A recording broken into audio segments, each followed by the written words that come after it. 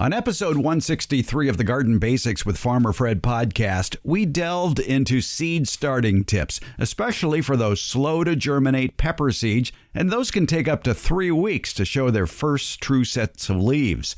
Our favorite retired college horticulture professor, Debbie Flower, offered up several speedy seed germination tips, which actually could be applied to just about any seed that you're trying to coax to life.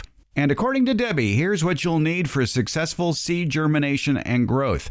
Small, clean containers with drain holes, a soilless seed starting mix, and in the podcast, we offer up several homemade recipes as well.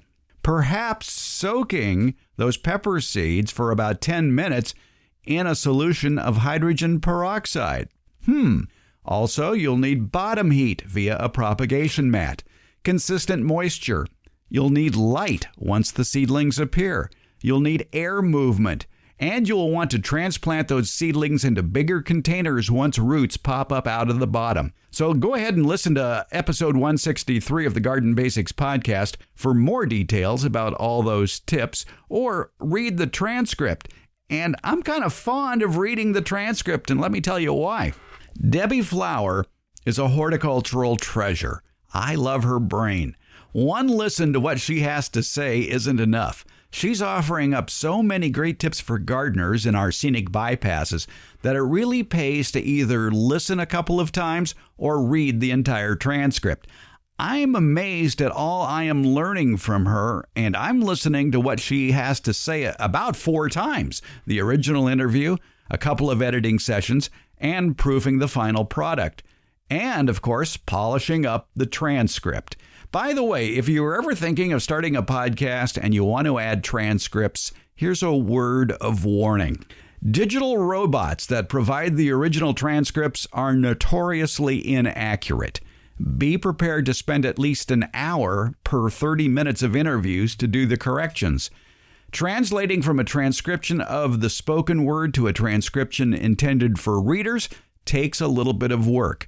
And by the way, I'm convinced that World War III could start due to someone reading a raw transcript provided by a computer robot. There's that much misinformation included in the original file.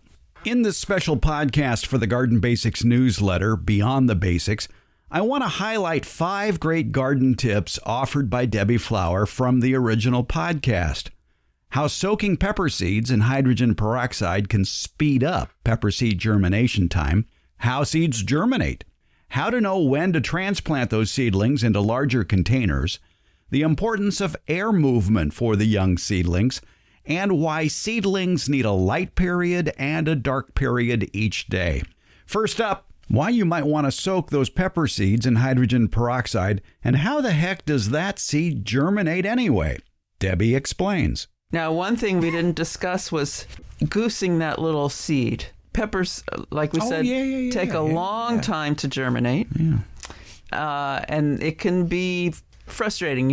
I taught students how to do this stuff, and you want them to be successful. You want them to see the baby plant as soon as possible. One thing that we did, I read it somewhere and we tried it, and it did help, is soak the seeds in hydrogen peroxide. Hydrogen peroxide's chemical makeup is H2O2. So it's additional oxygen to water. So it's got more oxygen. And that, for some reason, seems to help the seed germinate. In order for a seed to germinate, it has to absorb moisture. There's a full-sized baby plant in there and a source of food for that baby plant inside the seed. And so that absorbed moisture activates chemicals which cause the cells to start to expand. The first thing that will come out of a seed is a root. And then after that, the cotyledons, which are the source of food, and the full baby plant will expand. But for peppers, it just takes a long time, but soaking them in hydrogen peroxide helps. So then you say, well, how long? If you check the references, they vary from seconds to a half hour. When I was teaching, we did it for 10 minutes. I can remember the students walking around with their little plastic cup of pepper seeds, watching the clock and talking to each other, which was fine. It varies. I've also seen it recommended for chili pepper seeds, which are pepper seeds. Same thing, the amount of time varies depending on what reference you look at. But it's worth a try. You could do an experiment. Plant some seeds without soaking, some seeds with soaking. Make sure you put that on the label, and then see who comes up first. Next up, Debbie explains why you don't need to fertilize that seed, and also why it's very important not to plant that seed too deeply into the soil. So we should point out that at this point in their life, they don't need extra fertilization. Correct. They don't. They have those cotyledons, and that's specifically to feed the baby plant. Once they're up out of the ground, it's a different story. But just to get them to germinate, they've got all the food they need. The other thing, though, to consider is don't plant them too deeply.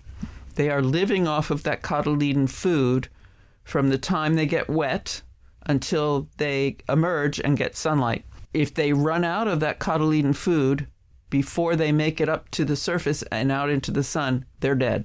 So if you plant the seedling too deep, it will die before it makes it to the surface. It'll germinate, but it'll die before it makes it to the surface. So we were talking about using vermiculite on the surface and not putting the seed in very deeply.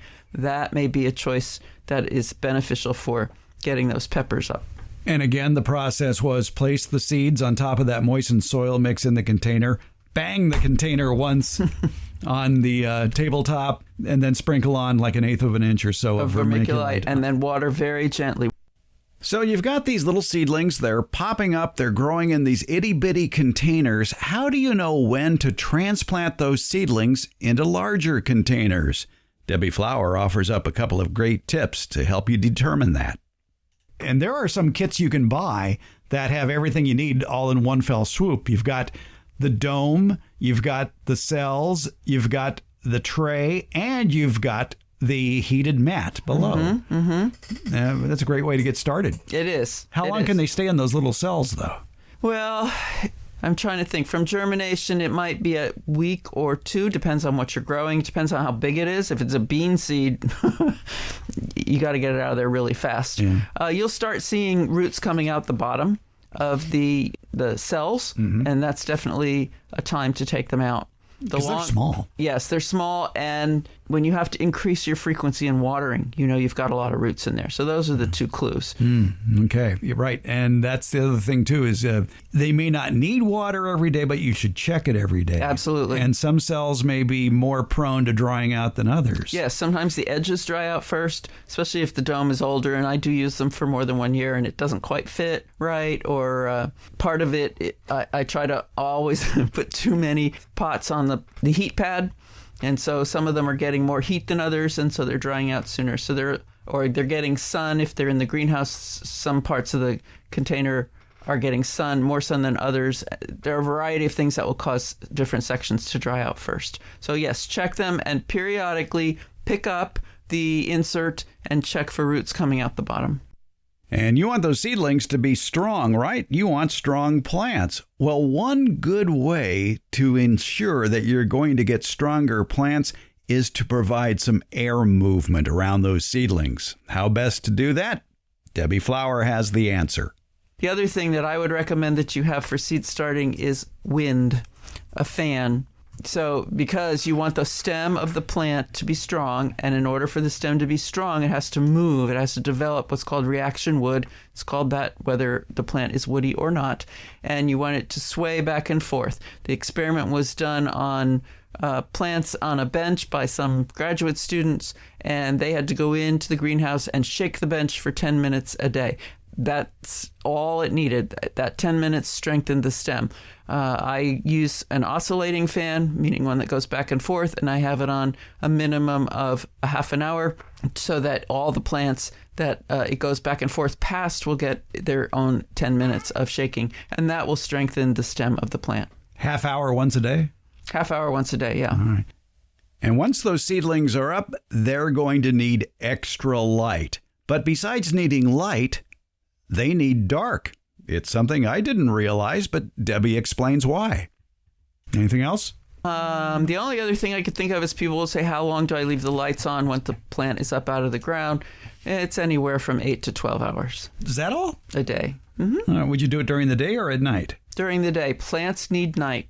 Oh, they do need. Yes, they do other things at night. They during the day they're doing photosynthesis and they're respiring, which is the opposite of photosynthesis. Photosynthesis is making food. Respiring is taking that food, breaking it down to make new cells or fix damage or whatever the plant needs. If they never get nighttime, they can't do that and they'll burn themselves out. Thanks for listening to this special newsletter podcast of Beyond Basics from the Garden Basics with Farmer Fred podcast. I appreciate it, and I hope you'll tell your friends about the podcast and the newsletter. Maybe pass this edition of the newsletter on to your gardening friends. Thanks so much.